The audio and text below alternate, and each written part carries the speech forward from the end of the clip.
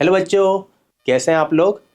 मैं हूं खुश सोनी और आपके जितने डाउट्स हैं कि सर कौन सा फॉर्मूला कब यूज़ करें, कैसे यूज़ करें, क्या हुआ, कैसे आया, सर एम्बिग्यूटी, सर ये वो आपका बिल्कुल वीडियो के एंड तक कंप्लीटली रिजॉल्व हो जाएगा। बैक्टीरिया का साइज इतना था, उसने एंगल ये सबसेंड किया था। अगर ये बड़ी इमेज दिखेगी तो आपको मैग्नीफाइड इमेज दिख रही है तो आपकी आंख अच्छे से परसीव कर पाएगी क्योंकि आपने एंगल बढ़ा दिया है। पर जब हमने एक लेंस लगा दी तो लेंस लगाने की वजह से उसकी इमेज बन गई, एक बड़ी इमेज बन गई। एक बड़ी इमेज बन गई तो हमारा एंगल कुछ बढ़ गया। हेलो बच्चों, कैसे हैं आप लोग। मैं हूं खुश सोनी और अभी मैं आपके लिए टॉपिक लाया हूं रे ऑप्टिक, ज्योमेट्रिकल ऑप्टिक का एक छोटा पार्ट पर एक अच्छा part, simple and compound microscope. Simple and compound microscope या फिर मुझे कहना चाहिए कंपाउंड माइक्रोस्कोप में बच्चों को एक कन्फ्यूजन बनी रहती है कि सर कौन सा फॉर्मूला कब यूज़ करें। उसमें एक वर्ड है, एक चीज़ डिफाइन की है, tube length. Sir tube length actually sir हमने ऐसा देखा है कि जेई में एम्बिगिटी है कि कभी ये डेफिनेशन यूज़ करता है, कभी ये डेफिनेशन यूज़ करता है। और सर हमको तो समझ में नहीं आता कि मतलब कौन सा फॉर्मूला सर यूज़ कब करें सर। मतलब ऐसे मेरे पास चीज़ें आती रहती थी तो मैंने सोचा चलो इसी टॉपिक को आज क्लियर कर देते हैं। और ये मेरा आपसे प्रॉमिस रहेगा कि इस वीडियो के एंड तक बने रहिए और आपके जितने डाउट्स हैं कि सर कौन सा फॉर्मूला कब यूज़ करें, कैसे यूज़ करें, क्या हुआ, कैसे आया, सर एम्बिग्यूटी, सर ये वो आपका बिल्कुल वीडियो के एंड तक कंप्लीटली रिजॉल्व हो जाएगा। पर आपको बस ये करना है कि आपको लेक्चर पूरा देखना है, आपको वीडियो पूरी देखनी है, छोटी सी वीडियो है। ओके, तो हमारा आज का टॉपिक सिंपल कंपाउंड माइक्रोस्कोप अभी स्टार्ट करते हैं। अभी सिंपल या फिर इसको स्टार्ट करने से पहले मेन टॉपिक पे जाने से पहले हमको पहले एक चीज़ आनी चाहिए। वो चीज़ क्या है? Visual angle. कि सर विजुअल एंगल सर मतलब हमने सुना तो है पर है क्या, इसकी ज़रूरत क्या है। तो पहली चीज़ देखो यार, सिंपल कंपाउंड या सिंपल है कंपाउंड माइक्रोस्कोप यानी या फिर माइक्रोस्कोप का हम यूज़ क्या करते हैं। सर कुछ चीज़ें ऐसी हैं छोटी छोटी हैं वो हमको सही से दिखती नहीं है तो हम उनको बड़ा करके मैग्नीफाई करके हम देखना चाहते हैं, उनकी स्टडी करना चाहते हैं। तो वहाँ पे हम माइक्रोस्कोप का या फिर कंपाउंड माइक्रोस्कोप का यूज़ करते हैं। माइक्रोस्कोप या फिर मैग्नीफायर जो हम हाथ से पकड़ लेते हैं वो तो डेली लाइफ में यूज़ करते रहते हैं हम लोग चीज़ों को बड़ा करके देखने के लिए। पर जो कंपाउंड माइक्रोस्कोप उसको साइंटिस्ट यूज़ करते हैं, लैब्स में यूज़ करते हैं, केमिस्ट यूज़ करते हैं या फिर बायोलॉजिस्ट यूज़ करते हैं छोटे छोटे बैक्टीरियाज की बड़ी बड़ी इमेज देखने के लिए, उनकी स्टडी करने के लिए। तो ठीक है सर, ये तो हमारी समझ में आया कि यूज़ ये है। पर सर विजुअल एंगल का क्या मतलब है?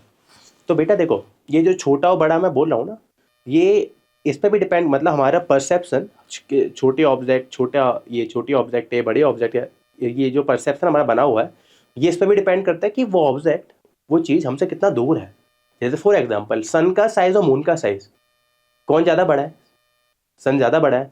पर सन और मून को जब आप देखते हो तो आपको इतना डिफरेंस महसूस नहीं होता कि भाई सन बहुत ही ज़्यादा बड़ा है, मून बहुत ही ज़्यादा छोटा है, ऐसा कुछ तो दिखता नहीं है। या फिर एक और एग्जांपल लेते हैं, बिल्डिंग देखिए, कोई बड़ी बिल्डिंग देखिए, बड़ी बिल्डिंग को जब आप दूर से देख रहे हो, मतलब बहुत दूर हो आप, तो आपको वो बिल्डिंग पूरी दिखती है, आपको मतलब महसूस होता है कि ये लेंथ तो इतनी ही है। आप ऐसे करके देखते हो ये लेंथ तो इतनी है जब आप बहुत दूर होते हैं तो। पर जब आप जैसे जैसे उसके पास जाते हो, जैसे मैं आपके पास आ रहा हूँ तो आपको महसूस हो रहा होगा मेरी परसेप्शन बन रही होगी, आपकी आंखों में इमेज बन रही होगी कि मेरी हाइट बढ़ती जा रही है। जैसे जैसे पास आते जाते हैं, जैसे जैसे हमारे बीच की दूरी कम होगी वैसे वैसे आपको लगेगा कि मेरी हाइट बढ़ती जा रही है, मैं लार्ज होता जा रहा हूँ, बड़ा होता जा रहा हूँ। तो वो चीज़ किस पे डिपेंड करती है? वो डिपेंड करती है विजुअल एंगल पे। क्योंकि हमारा जो परसेप्शन है हमारी आंख का, वो एक्चुअली रेशियो में देखता है कि यार जो हाइट है ऑब्जेक्ट की और हमारी दूरी कितनी है उससे। इसके बेसिस पे हम लोग परसीव करते हैं चीज़ों को कि ऑब्जेक्ट इतना बड़ा है, क्योंकि हमारा 3D व्यू है, डेप्थ भी देखते हैं हम। तो भाई डिस्टेंस का उसमें मैटर आता है।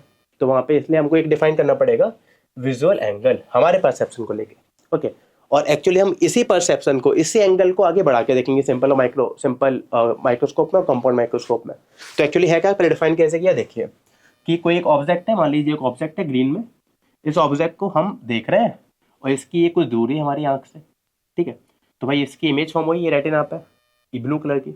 मैं एक्चुअली कुछ ये डायग्राम बना के ले आया हूँ क्योंकि मेन हमारा बात डायग्राम में ही जाता, अगर मैं यहाँ पर डायग्राम आपके सामने बनाता तो बस देखते जाइए।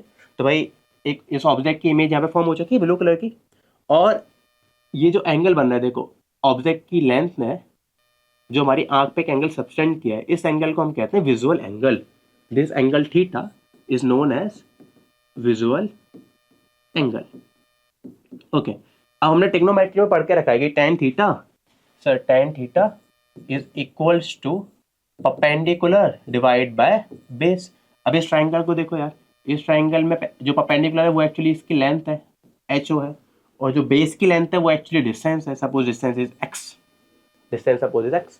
तो यहाँ पे जो थीटा tan थीटा आएगा वो tan थीटा क्या आएगा, tan theta will be equal to HO divide by x।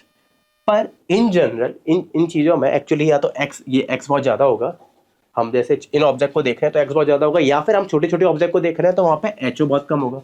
दोनों ही केसेस में आपका थीटा बहुत स्मॉल होगा, जो हमारी आंख पे एंगल सब्टेंड करता है ना ऑब्जेक्ट, वो एंगल बहुत छोटा है, वो एंगल बहुत छोटा है। तो जब एंगल बहुत छोटे होता है तो tan थीटा किसको टेंड करता है, थीटा को टेंड करता है। tan theta is approximately equal to theta and is equal to h0 upon x। एक तो ये चीज़ पहली, और उसके बाद अब यहाँ पे आओ भाई, अगर ये एंगल थीटा है, ये एंगल थीटा 1 है, तो ये एंगल भी थीटा 1 है, वर्टिकली अपोजिट एंगल। तो इस थीटा 1 को यहाँ पे देखो, ये आपकी इमेज की लेंथ थी और ये आपका डिस्टेंस है रेटिना का आपकी आई लेंस से।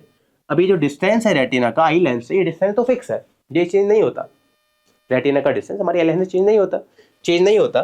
तो भाई जैसे जैसे आप थीटा बढ़ाते जाओगे वैसे वैसे आपकी ये इमेज की लेंथ बड़ी होती जाएगी, बढ़ती जाएगी। यानी कि हमने देखा कि जो थीटा आया है ना भाई, ये थीटा प्रोपोर्शनल है हाइट ऑफ इमेज के, कि आपको जो इमेज बनती हुई नजर आ रही है आपकी आंखों में, आपको जो परसीव हो रहा है कि ऑब्जेक्ट इतना बड़ा है इतना छोटा है, वो डिपेंड किस पर कर रहा है, वो डिपेंड कर रहा है थीटा पे, विजुअल एंगल पे, जो आपको समझाना चाह रहा था। क्योंकि भाई हमारे जो आंखों में इमेज बनती है रेटिना, अब यार सोचो ना, हमारी आंख तो इतनी छोटी सी है, छोटी सी आई बॉल है हमारी, हम इतने बड़े बड़े ऑब्जेक्ट देख रहे हैं, तो कुछ तो होगा ना ऐसा। तो ऐसा इसलिए हो रहा है क्योंकि ये थीटा बहुत स्मॉल हो जाते हैं हमारी आंख के अंदर और हमको इमेज दिखती है। तो हम परसीव इस तरीके से करते हैं कि जैसे थीटा बढ़ाते जाओगे वैसे वैसे हमको लगेगा कि जो आपकी ऑब्जेक्ट है वो बड़ी होती जा रही है, क्योंकि हमको तो इमेज दिखती है ना उसकी। ओके, तो भाई हमने ये देखा कि देखो हमको है ना बड़ी इमेज देखने के लिए, छोटी छोटी चीजों की बड़ी इमेज देखने के लिए हमको ये विजुअल एंगल बढ़ाना पड़ेगा अपना। अगर हमने विजुअल एंगल बढ़ा दिया किसी तरीके से तो हम ऑब्जेक्ट को बड़ा करके या बड़ी इमेज इसकी देख पाएंगे, ज़्यादा अच्छे से परसीव कर पाएंगे, ज़्यादा अच्छे से उसकी स्टडी कर पाएंगे। तो हमने बोला कैसे बढ़ा सकते हैं, तो लोगों ने बोला यार कैसे बातें करते हो यार, ये आपका ऑब्जेक्ट है, इसको पास में लाते जाओ। देखो जैसे मैं यहाँ पे ले आया तो आपको देख रहा है थीटा 2 बड़ा है थीटा 1 से, theta 2 is greater than theta 1। तो आपने यहाँ पे देख सकते हो कि जो इमेज आई इस ऑब्जेक्ट की, वही देखो ऑब्जेक्ट सेम है, ऑब्जेक्ट इज सेम, पर यहाँ पे इमेज ज़्यादा बड़ी है, यहाँ पे इमेज छोटी है, तो हम ज़्यादा अच्छे से देख पाएंगे ज़्यादा। तो लोगों ने बोला कि पास ले जाओ, देखते जाओ, जितना तुम पास जाओगे लोगों के, जितना पास जाओगे ऑब्जेक्ट के, उतनी ज़्यादा उसकी इमेज बड़ी होगी, उतनी ज़्यादा उसकी इमेज अच्छी होगी। पर हमने बोला देखो आप बात तो अच्छी कर रहे हो, पर एक्चुअली है क्या ना, हमारी एक लिमिट और है, हम बहुत ज़्यादा इमेज पास आ जाए और बहुत ज़्यादा ऑब्जेक्ट पास आ जाए तो उसको भी देख नहीं सकते सही से, उसको अच्छे से रिजॉल्व नहीं कर सकते। जैसे कि इस पेन को अगर मैं लगातार पास लाऊंगा अपनी आंखों से, जैसे आप लोग भी एक पेन अपने उठाइए, उस पेन को पास लाइए अपनी आंखों के, तो एक टाइम ऐसा आएगा कि आप सही से रिजॉल्व नहीं कर पाओगे उसको, आपको बीच में ऐसे गायब होता हुआ दिखाई देगा, आपको अगल बगल की चीज़ें दिख रही होंगी, सही से परसीव नहीं होगा, वो अजीब सी इमेज दिख रही होगी, है ना, अनरिजॉल्व इमेज दिख रही होगी। तो हमारी एक लिमिट है पास में लाने की, ऑब्जेक्ट को भी एक लिमिट है जिसको हम बोलते हैं least distance of distinct vision, near point हमारा, कि फार पॉइंट हम इन्फिनिटी तक देख सकते हैं, स्टार्स को देख सकते हैं, पर कितना नियर हम ऑब्जेक्ट को रखें कि हमको सही से इमेज दिख जाए, उसको हम बोलते हैं नियर पॉइंट, जिसकी वैल्यू आती है d इज इक्वल, मतलब दिखाते हैं d से, जिस और वैल्यू होती है 25 सेंटीमीटर, नॉर्मली वैल्यू होती है, यही वैल्यू यूज़ करते हैं अनटिल अनलेस मेंशन हो। तो इससे अगर आप पास में लाओगे ऑब्जेक्ट को तो हमको ऑब्जेक्ट दिखेगा ही नहीं, मतलब सही से दिखेगा ही नहीं, रिजॉल्व भी नहीं होगा सही से, तो इसमें भी लिमिट है। तो लोगों ने बोला ओके, अगर ऐसी बात है ना तो आप अपनी आंख से देखना चाहते हो ऑब्जेक्ट को, डी या डी के बाद आप देख सकते हो, मतलब आपकी ऑब्जेक्ट अगर डी पे रखी है तो आप देख सकते हो उसको आराम से। तो मैंने बोला हाँ देख सकता हूँ मैं। तो एक काम करूँगा मैं ना कुछ ऐसे इंस्ट्रूमेंट बनाऊंगा, सिंपल माइक्रोस्कोप और कंपाउंड माइक्रोस्कोप, जिसमें है ना मेन ऑब्जेक्ट्स का इमेज फॉर्म करूँगा कुछ, और वो इमेज आपका डी पे हो सकता है या फिर कहीं पे हो सकता है यहाँ पे, पर वो इमेज बड़ा होगा, ऑब्जेक्ट की लेंस से वो जो इमेज फॉर्म होगा वो कंपैरेटिवली बड़ा होगा, तो आपको ये लगेगा कि आप बड़ी इमेज देख रहे हो और आपका एंगल बढ़ जाएगा। मतलब समझे हो क्या रहा है ये, हम अब क्या करने वाले हैं, हमारी लिमिट है कि भाई हम इसके डी पॉइंट के बाद, मतलब एक पॉइंट है डी नियर पॉइंट है, उसके आगे अगर ऑब्जेक्ट आ गया हमारे आपके आँख के पास और आ गया तो हम फिर भी सही से देख नहीं पाएंगे, रिजॉल्व नहीं कर पाएंगे। तो हमने यूज़ किया कि एक माइक्रोस्कोप लेते हैं, एक लेंस लेते हैं, उस लेंस से हम उस ऑब्जेक्ट को देखेंगे और उसकी एक बड़ी इमेज फॉर्म करेंगे, तो हमको क्या लगेगा कि जो बड़ी इमेज है वो हमारे डी के आगे है, ये डी पे है, मतलब नियर पॉइंट पे या फिर नियर पॉइंट के आगे है, तो हमको एक बड़ी इमेज दिखेगी, क्योंकि हमने एक ऑब्जेक्ट को ऐसा बड़ा करके, मतलब ऐसा लगे कि इस ऑब्जेक्ट को हम बड़ा करके देख रहे हैं उस लेंस की मदद से। ओके, तो ऐसा हमारा कुछ सोचना था उस टाइम पर, हमने ये चीज़ें डिज़ाइन की और ये थ्योरी है। अब आगे बढ़ते हैं। ओके, तो हमने विजुअल एंगल सीखा। अब विजुअल एंगल की मैक्सिमम वैल्यू कितनी हो सकती है वो और एक बार लिख लेते हैं। तो हमने बोला भाई विजुअल एंगल की मैक्सिमम वैल्यू जब होगी जब आपका ऑब्जेक्ट डी पे रखा होगा, नियर पॉइंट पे रखा होगा, this is my near point.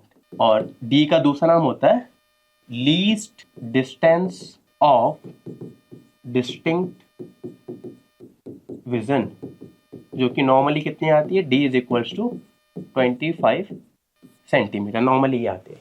Okay, तो हमने बोला भाई जब आपका ऑब्जेक्ट डी पे रखा होगा तो उस डिस्टेंस के लिए आपका एंगल, विजुअल एंगल मैक्सिमम होगा, कितना होगा, तो theta not will be equal to होगा height of object divide by D. और कृपया इस चीज़ को याद रखें, हम अभी आगे इसका यूज़ करने वाले हैं। Okay, so theta naught is my maximum value of visual angle and it is given as h naught upon d। Sorry, तो हमारे विजुअल एंगल हुआ। अब हम आगे मूव कर सकते हैं किस पे, सिंपल और कंपाउंड माइक्रोस्कोप पे। तो पहली चीज हम पढ़ेंगे सिंपल माइक्रोस्कोप।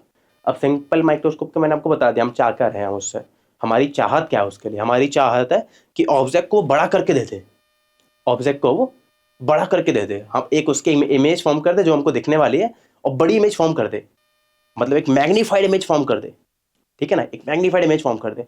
तो याद करो कॉनकेव लेंस और कॉनकेव और कॉन्वेक्स लेंस, इनमें से बड़ी इमेज कौन फॉर्म कर सकता है, कॉन्वेक्स लेंस फॉर्म कर सकता है। कॉन्वेक्स लेंस कब फॉर्म कर सकता है बड़ी इमेज,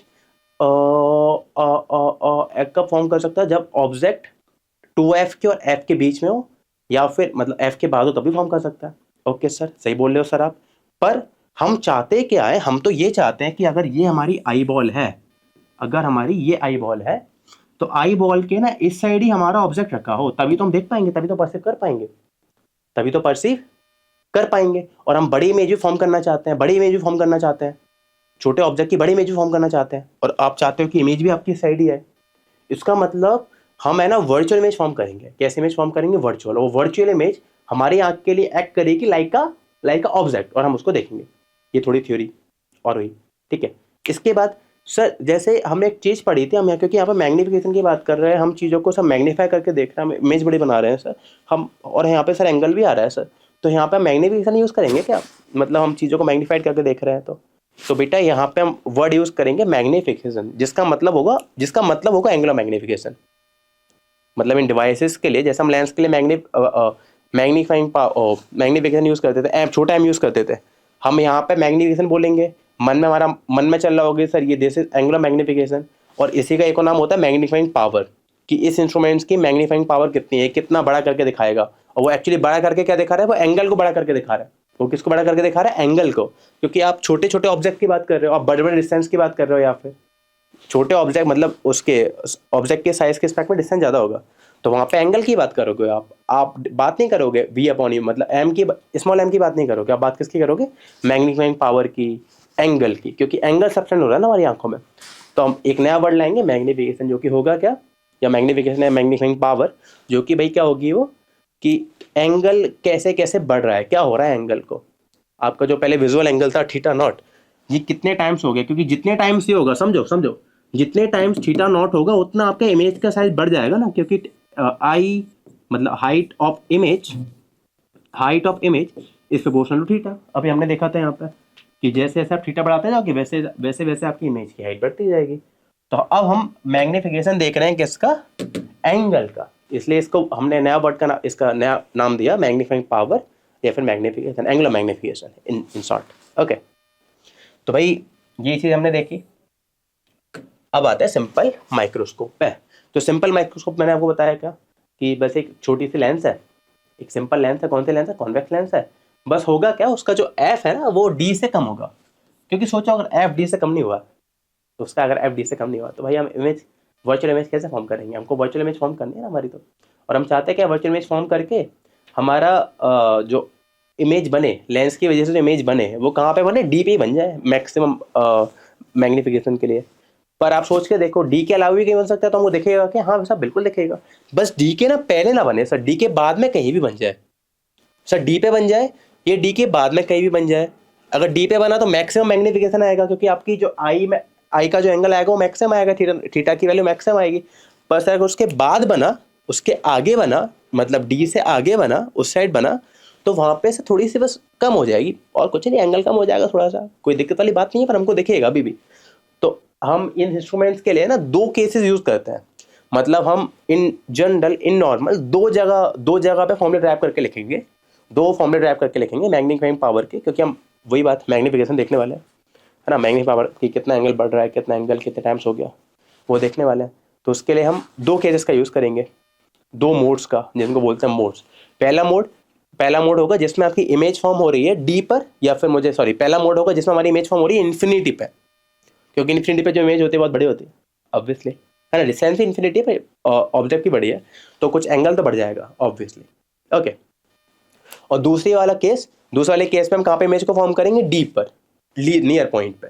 तो हम दो मोड्स के लिए फॉर्मूला ड्राइव करेंगे अपने, सिंपल माइक्रोस्कोप में भी और कंपाउंड माइक्रोस्कोप में भी। ओके ठीक है, तो अब एक बार देखिए मैंने क्या क्या लिखा है कि simple microscope it is a simple convex lens with F less than D. तो हम दो केसेस यूज करने वाले हैं। केस नंबर 1 जिसमें आपको ऑब्जेक्ट रखा है इसके फोकस पे और इमेज कहाँ पे बनेगी, इनफाइनाइट पे। तो जब आप इस साइड से एक्चुअली देख रहे हो, जब मैं ऑब्जेक्ट को ऐसे इस साइड से देख रहा हूँ, तो मुझे क्या लगेगा कि लाइट रे कहाँ से आ रही है, ये लाइट रे आ रही है इनफाइनाइट से।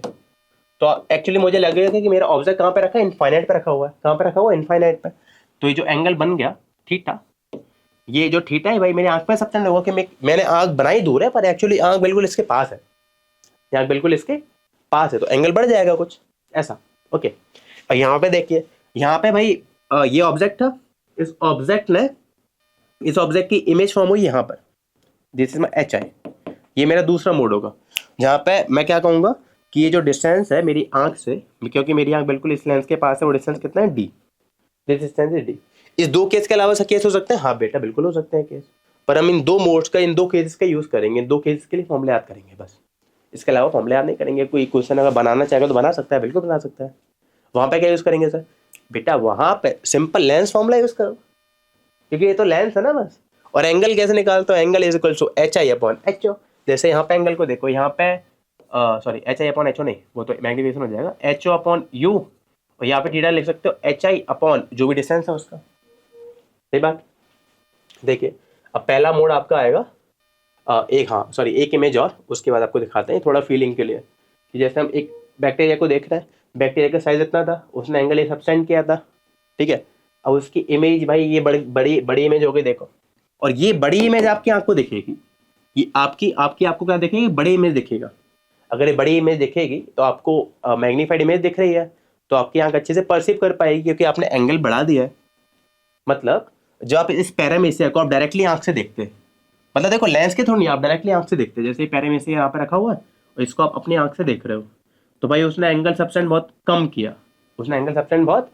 एक्चुअली हमको बैक्टीरिया तो दिखेगा भी नहीं, पर जब हमने एक लेंस लगा दी, तो लेंस लगाने की वजह से उसकी इमेज बन गई, एक बड़ी इमेज बन गई, तो हमारा एंगल कुछ बढ़ गया, परसीव वाला एंगल थोड़ा सा बढ़ गया, तो मैग्नीफाइड हो गई भाई इमेज, एक एंगुलर मैग्निफिकेशन आ गया। सही बात। तो हम ऐसा कुछ सिस्टम यूज करते हैं। ओके, तो मैं इसी के साथ वर्ड मैग्नीफाइंग पावर डिफाइन कर देता हूँ कि magnifying power is actually given as जो थीटा सबसेंड किया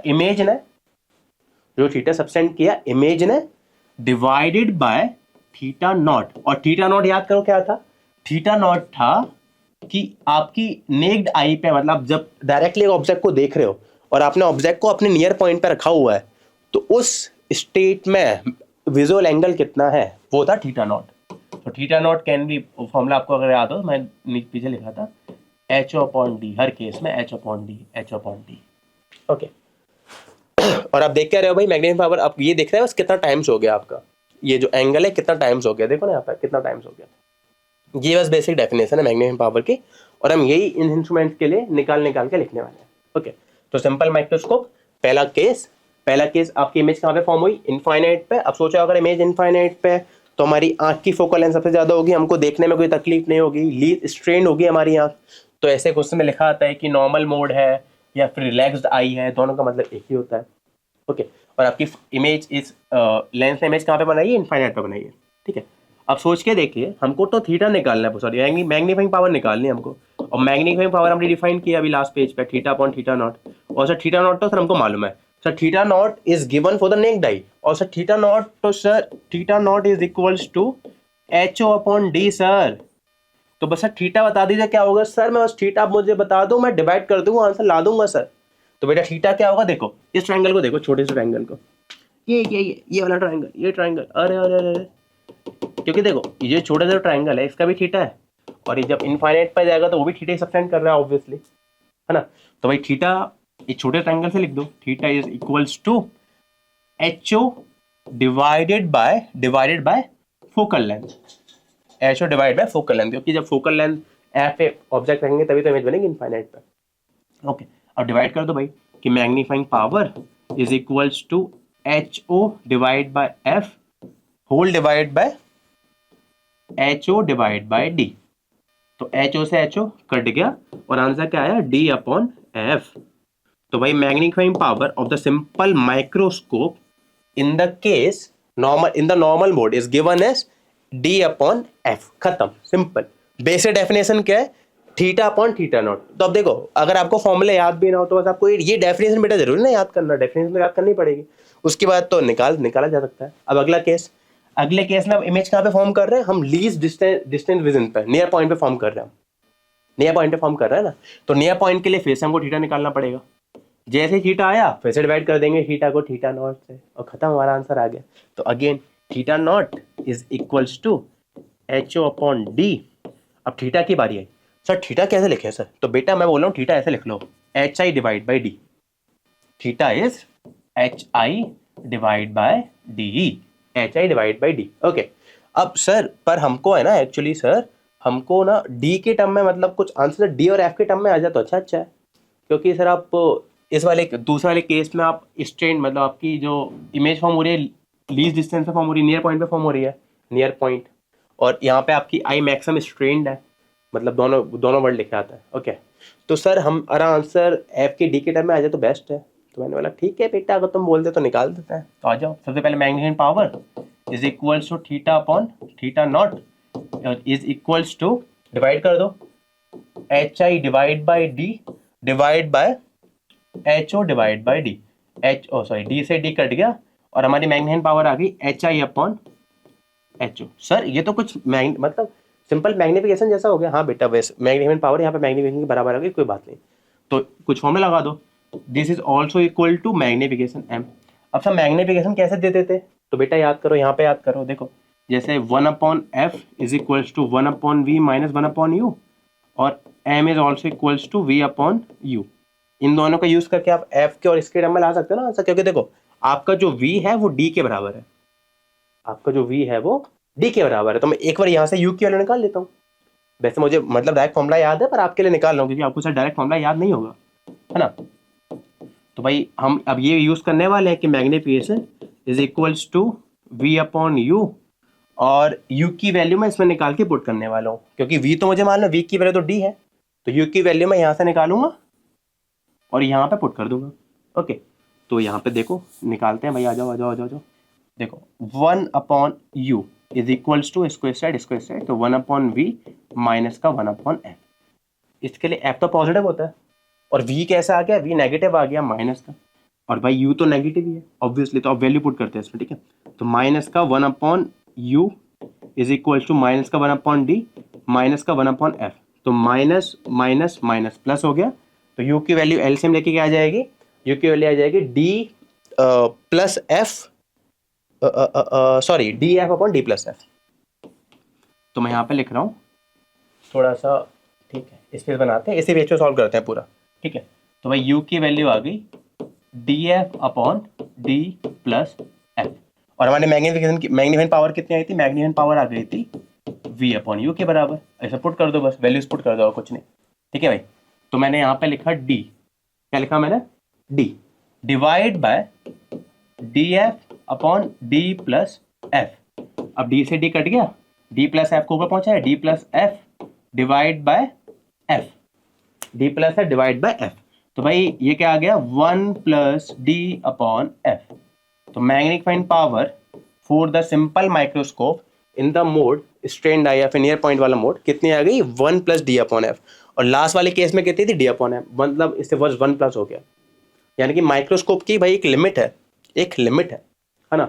फोकल लेंथ की लिमिट है ना, कितना कम कर सकते हो, ज़्यादा कम भी कर देंगे तो भी दिक्कत हो गया। कुछ क्रोमेटिक एवरेशन वगैरह भी आते हैं, लिमिट्स होते हैं हर चीज़ की।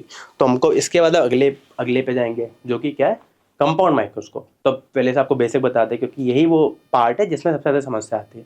तो थ्योरी क्या है इसकी कि देखिए हमने एक लेंस यूज़ की और एक लेंस यूज़ करने के बाद हमने पाया कि हमारी इमेज को हम एनलार्ज कर सकते हैं। उस इमेज को हम देख रहे हैं तो हमारा एंगल, विजुअल एंगल बढ़ गया, थीटा बढ़ गया, हमारा परसेप्शन बढ़ गया, मतलब परसेप्शन मतलब इमेज का साइज बढ़ गया जो रेटिना में फॉर्म हो रही है, पीछे फॉर्म हो रही है। तो अब मैं 2 लेंस यूज़ कर सकता हूँ, हाँ सर करता सकता हूँ।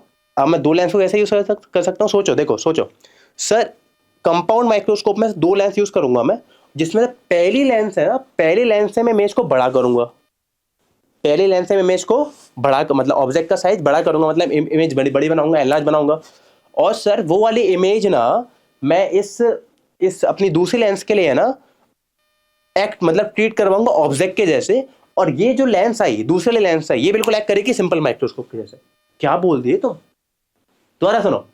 कंपाउंड माइक्रोस्कोप में कितने लेंस है, 2 लेंस है, कितने लेंस है 2, जिसमें से पहली लेंस एक्ट करेगी लाइक अ मैग्नीफायर, मतलब बस इमेज को बड़ा कर रही है वो। तो वहां पे जो मैग्निफिकेशन आएगा वो नॉर्मल वाला आएगा, वी अपॉन यू वाला, उसने बस जस्ट मैग्नीफाई कर दिया, ओके। और जो दूसरी लेंस है वो एक्ट करेगी सिंपल माइक्रोस्कोप के जैसे। तो वो क्या करेगी, वो प्रोवाइड करेगी आपको एंगुलर मैग्निफिकेशन, आपका एंगल बड़ा करेगी। मतलब दोनों मिलके ही कर रहा है, दोनों मिलके कर रहा है।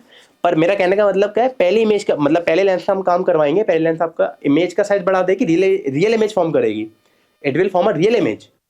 और दूसरी वाली जो आपका, क्योंकि आपको फाइनली भाई आपको देखना है ना, आपको ऑब्जेक्ट को देखना है, आप कब देख पाओगे, जब फाइनल इमेज आपकी लीस्ट डिस्टेंस नियर पॉइंट पे हो या फिर नियर पॉइंट से आगे हो, नियर पॉइंट पे हो या फिर नियर पॉइंट से आगे हो।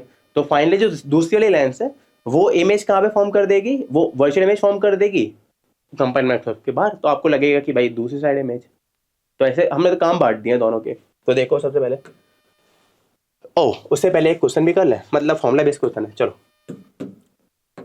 क्वेश्चन देखो भाई, क्वेश्चन देखो फिर उस पर आते हैं। चलो कि watch maker lens had 8 centimetre focal length, ठीक है भाई, फोकल लेंथ हमको दे दी है 8 सेंटीमीटर।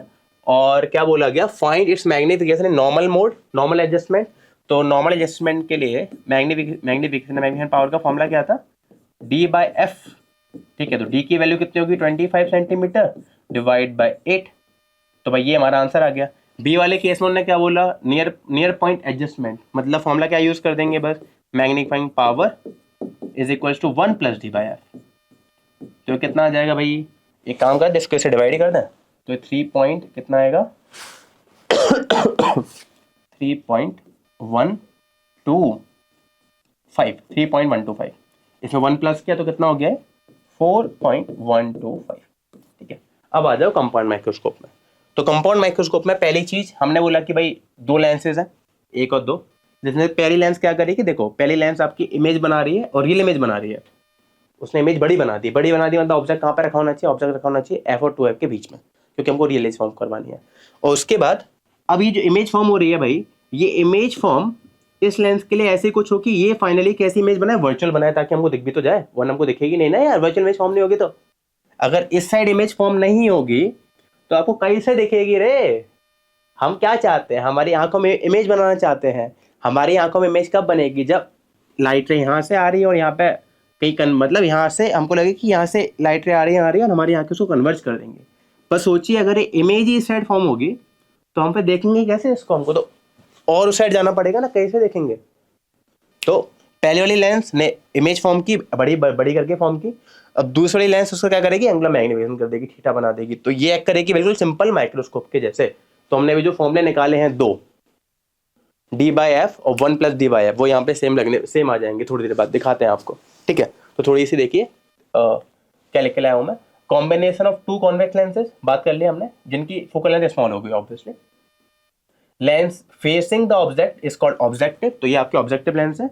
और यहाँ पे आपकी आई है, तो ये आई लेंस है, आई पीस, ऑब्जेक्टिव लेंस और आई पीस, ये 2 इनके नाम है बस, ठीक है। ऐसा कुछ डायग्राम रहेगा, इनके आपने काम भी देख लें। तो मैं आपको ये जो मैंने बोला ना एम और मतलब मैग्निफिकेशन इनटू एंगुलर मैग्निफिकेशन, ये आपको मैं प्रूव करके दिखाऊंगा पहले वाले केस में भी, क्योंकि इसमें भी जैसे मैंने आपको बताया 2 मोड्स के लिए हम फॉर्मूला ड्राइव करेंगे, बाकी मोड्स तो और भी हो सकता है कि इमेज कहीं यहाँ पे कहीं फॉर्म हो जाए। ठीक है, तो पहला मोड हमारी इमेज कहाँ पे फॉर्म होगी, इनफाइनाइट पे। फाइनल इमेज कहाँ पे फॉर्म हो रही है भाई, इनफाइनाइट पे। ठीक है, अगर इनफाइनाइट पे इमेज फॉर्म हो रही है तो इसका मतलब जो ऑब्जेक्टिव लेंस ने इमेज फॉर्म की है वो कहाँ पे फॉर्म की है, आई पीस के फोकस पर, आई पीस के फोकस पर। तो आई पीस के फोकस पर आपकी इमेज बनी। अब this is acting for eyepiece like object, और जिसकी इमेज उसने बना दी इनफाइनाइट पे, तो हम यहाँ पे बैठ के देख रहे हैं, ऐसे करके देख रहे हैं, तो हमको लगेगा इमेज कहाँ पे उसकी, इनफाइनाइट पे।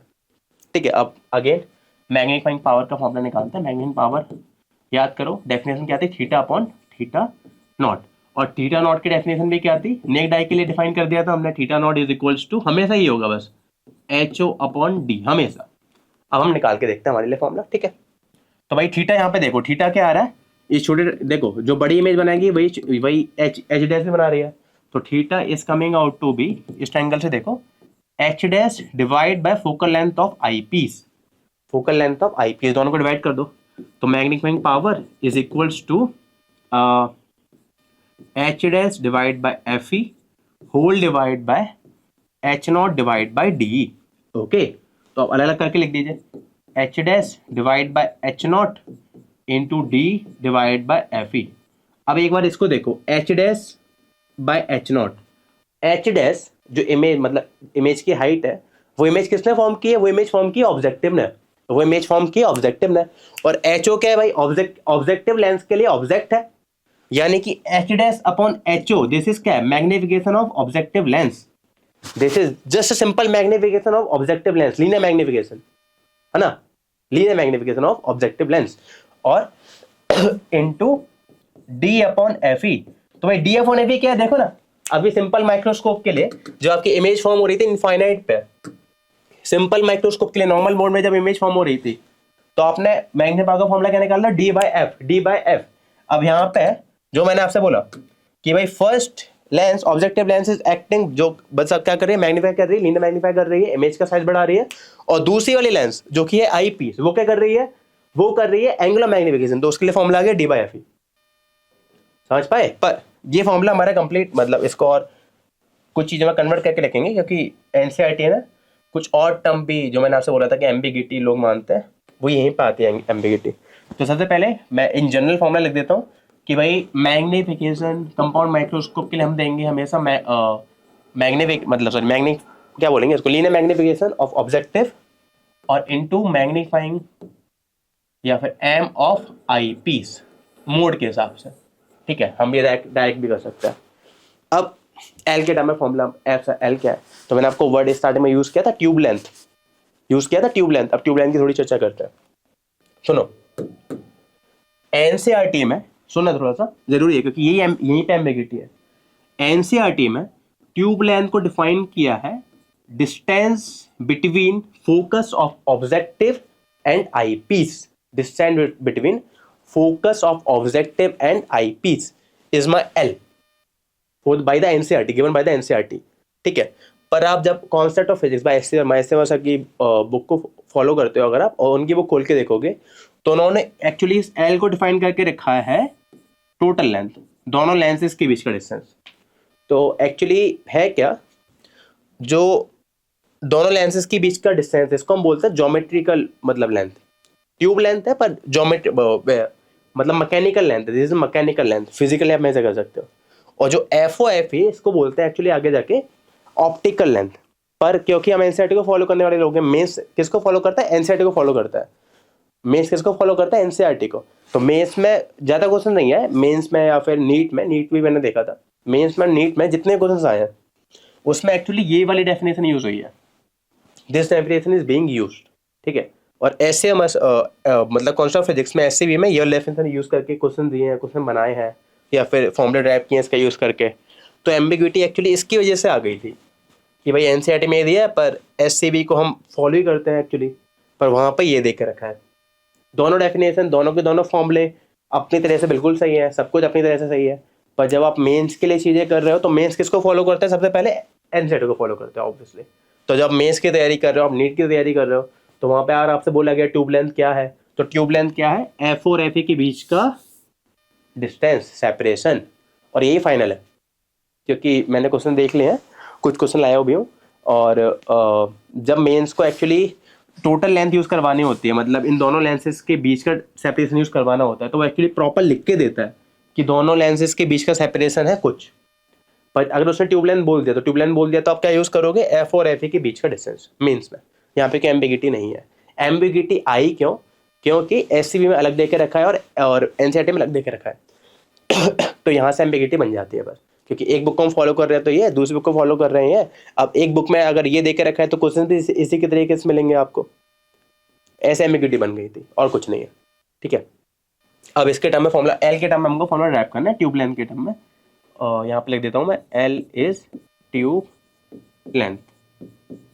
ठीक है, ट्यूब लेंथ। ओके, अब देखिए भाई, हम इसको खोल के लिखते हैं। This can also be written as H dash upon H O, can also be written as V of O divide by U of O into D upon F E. ठीक है, V of O divide by U of O, V of O divide by U of O को हम और क्या लिख सकते हैं? तो थोड़ी देर पहले हमने लिखा था, देखो यहाँ पे लिखा था कि मैग्नीफाइंग पावर, या फिर सॉरी एम, ये जो फॉर्मूला था, ई की कहाँ गया, यू डैश की वैल्यू आई थी, डी है मतलब यू की वैल्यू यहाँ से देखो क्या आई थी।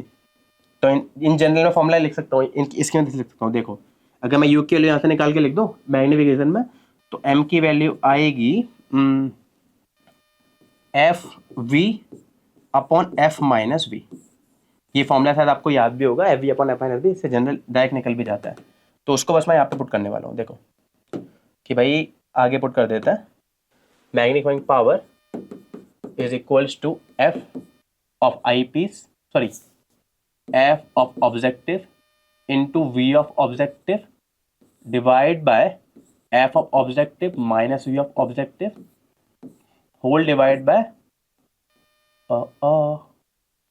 होल डिवाइड बाय क्या था, एक मिनट, ओ वी नॉट ऊपर था, सॉरी वी नॉट ऊपर था, मैंने उल्टा कर दिया, my bad. V not divide by, हम नीचे पुट करेंगे ना, sorry, F not V not divide by F not minus, मतलब F O minus V O, और इनटू देखो यहाँ पे क्या था, D by F E, D by F E. बस अब काटा कुटी कर, तो भाई वी नॉट से वी नॉट कट गया, एफ नॉट मतलब F of O objective minus V of O divide by F of O into D by F of E, और F of O minus V O देखो क्या है यहाँ पे, देखिए एफ ओ मतलब इतनी सी लेंथ है और वी ओ मतलब ये लेंथ है, तो दोनों को सब्ट्रैक्ट करोगे तो क्या आएगा, ट्यूब लेंथ आएगी L. This will be my tube length. तो ये आंसर मेरा आ गया L upon F O into D upon F E, और यहाँ पे एक माइनस भी आएगा क्योंकि इनको जब माइनस करेंगे तो भाई एफ ओ से बड़ा है वी ओ, तो यहाँ पे एक माइनस आ जाएगा। माइनस प्लस क्या दिखा रहा है कि इनिशियल ऑब्जेक्ट के रिस्पेक्ट में आपकी जो इमेज बनी है वो उल्टी बनी है और कुछ नहीं, तो फर्क भी नहीं पड़ता है, बड़ी करके देखनी हमको तो उल्टी सीधे से क्या क्या मतलब है, स्टडी हो जाएगी, है ना, उल्टा करके भी स्टडी हो जाएगी, कोई दिक्कत नहीं है। तो एम्बिगिटी यहाँ पे खत्म हो गई है, ये फॉर्मूला आ चुका है, ठीक है ना। अगला, अब दूसरा केस क्या है, हमने कहाँ पे, हमारी इमेज कहाँ पे बनेगी, ऑब्वियसली डी पर, नियर पॉइंट पर। ओके, आप मैंने कहा था ना आपकी जो आंख है, आप जहाँ से देख रहे हो बिल्कुल इसके पास में, आईपीएस के बिल्कुल पास में, तो बिल्कुल डी आप यहाँ से मान सकते हो। तो अब यहाँ पे फॉर्मूला आ जाएगा भाई, magnification is equals to M O और मैग्निफिकेशन ऑफ आई पीस, तो एम ओ क्या हो जाएगा, वी ओ अपॉन यू और इंटू एम ई। अब डी के लिए क्या आया था formula, 1 plus D by F E, ठीक है। अब यहाँ पे एक स्टेटमेंट मैं आपको देने वाला हूँ, इन जनरल आप ये वाला फॉर्मूला याद करके रखिए, ये वाला फॉर्मूला याद करके क्यों रखिए, क्योंकि अब इस वाले के लिए अगर आप एल के टर्म में अपना फॉर्मूला निकालोगे जो एनसीईआरटी में निकाला हुआ है, तो वहाँ पे एक्चुअली एक अजम्पशन ले लिया है। अजम्पशन क्या लिया है कि ये जो डिस्टेंस है, छोटा सा ये वाला डिस्टेंस, ये डिस्टेंस जितना ये इमेज आगे बनी, ये डिस्टेंस बहुत कम है, ये डिस्टेंस बहुत कम है। अगर ये डिस्टेंस बहुत कम है तो अगेन दोबारा से जब आप माइनस करोगे, आप एफ ओ में से वी को माइनस करोगे, तो ये लगभग किसके बराबर आ जाएगा, ये एल के बराबर आ जाएगा, लगभग एल के बराबर। तो भाई इन जनरल ये वाला फॉर्मूला ऐसे बस वही लास्ट वाला जैसा कि भाई हमने फिर से ये चीज़ लिखी, फिर से काटा कूटी की, ये वाला फॉर्मूला बन गया, ये फॉर्मूला बन गया, तो इसको हमने फिर से minus L upon F O लिख दिया। तो माइनस का L upon F O 1 plus D by F E. पर ये फॉर्मूला कब वैलिड है? जब हम ये चीज़ कंसिडर कर ले, मतलब हमारे दिमाग में होना चाहिए ये चीज़ कंसिडर करना। तो मेंस में एक्चुअली एक क्वेश्चन आया, वो इसको यूज़ करके ही आया कि जो डिस्टेंस है छोटा सा, ये डिस्टेंस बहुत कम है, और उसकी वजह से ये फॉर्मूला इसमें कन्वर्ट हो गया, minus L upon F O 1 plus D by F E. और कुछ नहीं, मेन तो आपके दिमाग में ये हो, उसके बाद तो आप कुछ भी निकाल सकते हो, उसके बाद तो भाई हमको थीटा निकालना आना चाहिए ना, बस, और कुछ नहीं, है ना। ये सब इस पर क्वेश्चन देखते हैं। ये क्वेश्चन मेंस के ही है। ओके, फर्स्ट वाला शायद एक इलस्ट्रेशन है, अगला वाला मेंस का। तो देखिए, द मैग्निफिकेशन, नहीं दोनों मेंस के शायद, the magnification of a compound microscope for the final image as least distance of distinct vision is 90। मतलब आपको नियर पॉइंट वाला केस दे दिया। यहाँ पे मैग्नीफाइंग पावर का फॉर्मूला क्या होता है? यहाँ पे फॉर्मूला होता है, अभी हमने लास्ट केस में निकाला था, माइनस का L upon F O 1 plus D upon F E. ठीक है, अब आपको क्या क्या दे दिया? मैग्नीफिकेशन की वैल्यू दे दी 90 इज इक्वल्स टू, अब क्या बोला? The magnification of the objective lens is 50। अरे भाई, ये तो और बेसिक फॉर्मूला यूज करवा रहा है। मतलब ये वाला कौन सा पता है कौन सा फॉर्मूला यूज करवा रहा है? एमओ इंटू एम ई, बस ये फॉर्मूला यूज करवा रहा है। क्योंकि इसमें तो थोड़े से वो भी थे, अजम्पशन थे, इसमें तो कोई अजम्पशन नहीं है ना, कोई अजम्पशन नहीं है। तो हमने सीधे बोला कि एमओ का, आपके एमओ की वैल्यू दे दी 15, और इसको आप लिख दोगे 1 plus D upon F E, और आपसे एफ ई पूछा गया, बस find the focal length of I piece. तो सॉल्व कर दो भाई, इसको काट दो, कितने टाइम्स कट देगा? 6 times. 6 is equals to 1 plus D यानी कि 25 डिवाइड बाय एफ ई। ठीक है, तो भाई क्या आ गया? 25 divide by F E is equals to 5, यानी कि एफ ई की वैल्यू कितनी आ गई? 5 सेंटीमीटर। खत्म। ठीक है, एक वेराइटी भाई, ये तो बेसिक फॉर्मूला है, सबसे दिमाग में होना ही चाहिए ना। उसके बाद अगर ने ट्यूब लेंथ दे दी होती, ट्यूब लेंथ इसमें नहीं दी, तो हम ये वाला यूज कर लेते हैं। अगला क्वेश्चन देखिए, ये मेंस पी वाई क्यू है क्या? A compound microscope consist of an objective lens of focal length 1 centimeter and I piece of focal length 5। यानी कि आपको एफ ओ दे दिया 1 सेंटीमीटर, और आपको आई पीस यानी कि एफ ई दे दिया 5 सेंटीमीटर। अब आपसे बोला गया उनके बीच की सेपरेशन 10 है। देखो, मैंने कहा था ना, जब भी मेंस में ऐसे सेपरेशन दे दिया, इसका मतलब है टोटल लेंथ दे दी, टोटल लेंथ इनके बीच का सेपरेशन। ये ट्यूब लेंथ नहीं है, अगर वो ट्यूब लेंथ बोलता तो एफ और एफ ई के बीच का सेपरेशन बोलता, पर यहाँ पे उन्होंने लेंसेज के बीच का सेपरेशन बोल दिया कि लेंस के बीच का सेपरेशन है 10 सेंटीमीटर। ठीक है, अब आपसे आगे ये बोला, the distance between the object and the objective lens, the distance between objective and the, okay 10, और the distance between the object. अच्छा, तो हमको ये यू निकालना है, this U is to be calculated at which the strain on the eye is minimum. strain on the eye is minimum. strain on the eye is minimum कब होता है? याद करो, जब आपकी इमेज फाइनल कहाँ पे बने? इन्फिनिटी पे बने। कहाँ पे बने? इन्फिनिटी। यानी कि भाई आपने यू कुछ ऐसा लिया है कि ऑब्जेक्टिव से जो इमेज बन रही है वो कहाँ पे बन रही है? इसके, इस आई पीस के फोकस पर, इस आई पीस के फोकस पर। समझ पा रहे हो? अगर आई पीस के फोकस पर बन रही है इसकी इमेज, तो भाई आप उल्टा चलो, बस कहाँ पे बन रही है भाई? इसके फोकस पर। तो बस हमको उल्टा चलना पड़ेगा। उल्टा कैसे चलेंगे? देखिए, तो भाई आपको आई पीस की फोकल लेंथ देके रखी है 5 सेंटीमीटर, इसकी देके रखी है 1 सेंटीमीटर। ओके, उल्टा चलिए बस। ये V, देखो ये V, इस V को देखिए, ये भाई V ऑफ O होगा। ठीक है, V ऑफ O कुछ ऐसा होगा। टोटल लेंथ देखो, टोटल लेंथ कितनी दी है? 10। ये लेंथ कितनी दी है आपको? 5। यानी कि वीओ कितना हो गया? वीओ हो गया आपका 5 सेंटीमीटर। 10 माइनस 5, वीओ हो गया 5। अगर वीओ हो गया 5, तो हमको एफ तो मालूम ही है, तो समय लगा देंगे कि 1 upon F O is equals to 1 upon V O minus का 1 upon U. 1 upon F O is equals to 1 upon 1, मतलब 1 is equals to 1 upon V O. V O आपका पॉजिटिव और 5 है, माइनस का 1 अपॉन यू, और यू आपको निकालना है, यू आपको निकालना है। तो भाई 1 upon U is equals to 1 upon 5 minus का 1। तो यू की वैल्यू कितनी आ गई? यू की वैल्यू आ गई 5 अपॉन 4 माइनस में। माइनस में क्यों आ रही है? क्योंकि लेंस के लेफ्ट हैंड साइड है बस वो, तो आने भी चाहिए थे सेंटीमीटर, यानी कि 1.25 सेंटीमीटर, 1.25 सेंटीमीटर। ओके, तो अगर मैं आपको समरी दूं सारी चीज़ों की, तो समरी क्या होगी? सबसे पहले विजुअल एंगल की मैक्सिमम वैल्यू थीटा नॉट, ये आपको याद रखना है, जो कि क्या होगा HO डिवाइड बाय D, कि जब आपको ऑब्जेक्ट नियर पॉइंट पे रखा हो तो कितना एंगल सबटेंड हो रहा है, ठीक है।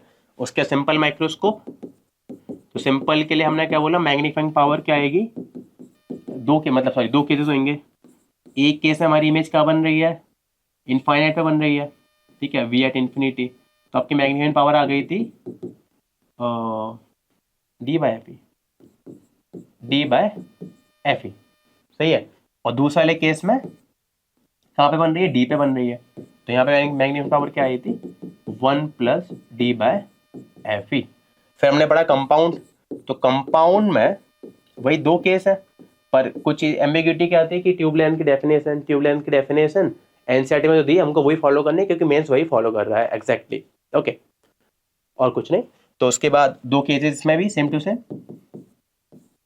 बस यहाँ पे याद रखना कि मैग्निफिकेशन को आप लिख सकते हो MO, मतलब linear magnification of objective lens, और इनटू ME, ठीक है, इन्फिनिटी और अगेन D, तो यहाँ पे सेम वही आ जाएगा भाई, माइनस का L/FO और D/FE, और यहाँ पे क्या आ जाएगा सेम टू सेम, मतलब मैं पहले लिखूंगा VO/U और यहाँ पे लिखूंगा 1 + D/FE। अब याद है अजम्पशन था, कि अजम्पशन क्या था कि जो इमेज आई है थोड़ी सी आ गया तो वहाँ पे सेम ही बन जाएगा, माइनस का L/FO, बस। तो आई होप कि आपके डाउट्स और चीज़ें क्लियर हो गई हैं।